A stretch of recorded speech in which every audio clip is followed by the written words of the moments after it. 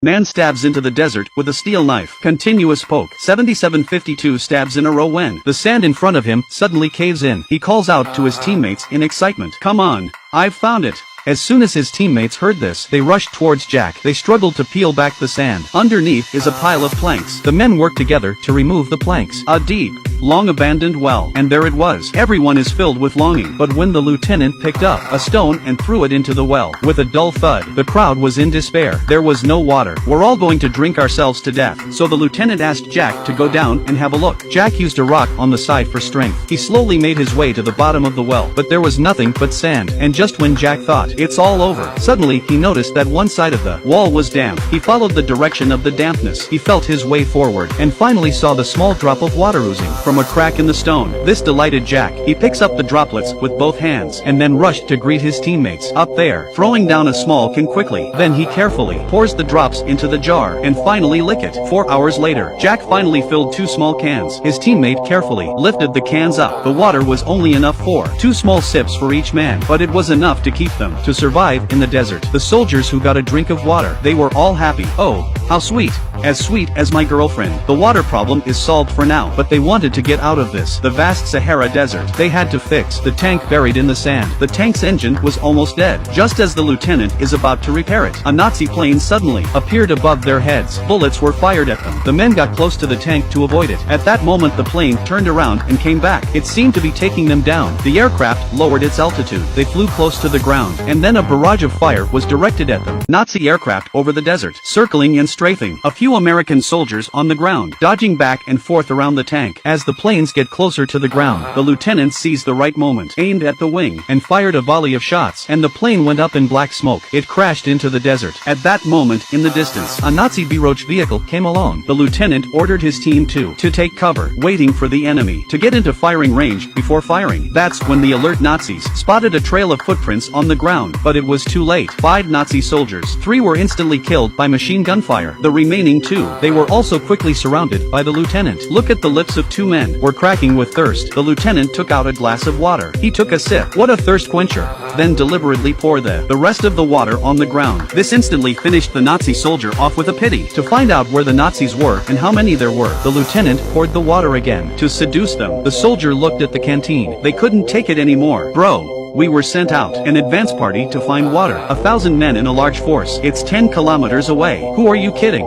Don't bullshit me. I'm not fooling you. Bro, 1,000 men are dying of thirst. When the lieutenant heard that, that's what convinced him. He handed him the water. But by now, the water in the well had dried up. Jack climbs out of the well, telling his teammates that the water was running out. So the lieutenant had a plan. He deliberately let the 2 Nazi soldiers go. Then he told them to tell the officer, there is an endless supply of water. If you want the water, you'll have to trade your weapons for it. As long as the Germans believed there was water here, they would be on their way here. And when they do, we'll ambush them in advance. We'll be able to wipe them out in one fell swoop. Although the lieutenant and his men are only 9, but the Germans are dying of thirst. They must not be able to fight. Then they started laying traps, anti-armor mines. They buried them in the sand to form a defensive line. The foot soldiers and blockers find the best positions. The others fired their heavy machine guns. All 9 warriors ready to stain the sands with blood, waiting quietly for the Nazi soldiers were coming. Just as the lieutenant had predicted, the Nazi officer heard that there was water ahead. Immediately told his troops to speed up. They approached the well in force. As the first mine exploded, the lieutenant and his team immediately opened fire. The defenseless Nazis were instantly defeated, but in order to get a drink of water, the Nazi soldiers were mad as hell. They continued to push forward. A 9-man squad beats a 1,000-strong army into submission. The lieutenant and 8 of his comrades, with the advantage of their position, killed one after another. Nazi soldiers who lacked cover. The Nazis suffered heavy casualties. They had to retreat. Lieutenant takes a head count. Only one teammate retreated without answering. The lieutenant went up to check. He found that his teammate had been killed. Just then, the Nazi officer suddenly raised the white flag and came this way. The lieutenant walks up. The Nazi officer asked to see their supreme commander. Our commander is taking a bath there. Looking at the scene of the bath in the distance, the Nazi commander, who hadn't had a drop of water in 10 days, couldn't wait to go up to him to drink his bath water. But in fact, they just used the visual difference, pouring the water into another bucket. The aim was to destroy the will of the Nazi soldiers. At this point, the Nazi commanders were still talking tough. If you surrender your weapons, I will give you a chance to live. When the lieutenant heard this, no water. I'll see how long you can survive. How long can you hold out?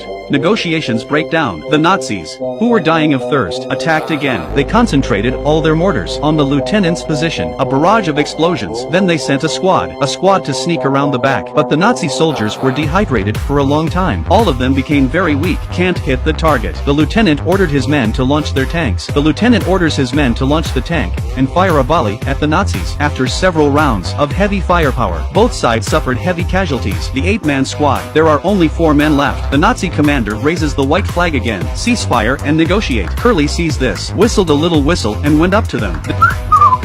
Then he drew his dagger and thrust it at the other man. He wanted to avenge the death of his comrades who had just died. The soldiers saw their officer fall to the ground, using the last of the artillery shells to bombard. 2 of his comrades were tragically shot and killed. Now, the lieutenant's squad was down to 2 men, and by now the Nazi soldiers were already rushing up in a huddle. The 2 lieutenants grabbed the last of their equipment, ready to fight to the death. But the Nazi soldiers, they all raised their guns and surrendered. They all wobbled and rushed towards the dry well. But the dry well, which had long since dried up, was now filled with water. It turns out that the bombing just now had blown through the underground stream. The 2 lieutenants, while they were drinking water to take the Nazi weapons, searching all of them into one piece. In the end, with a dry well, the 2 lieutenants captured over 100 Nazis, and this allowed the Allies on the front line to build up their forces to turn the tide. And the Nazi soldiers were carrying a glass of water, crouched down on the ground, waiting to be sentenced.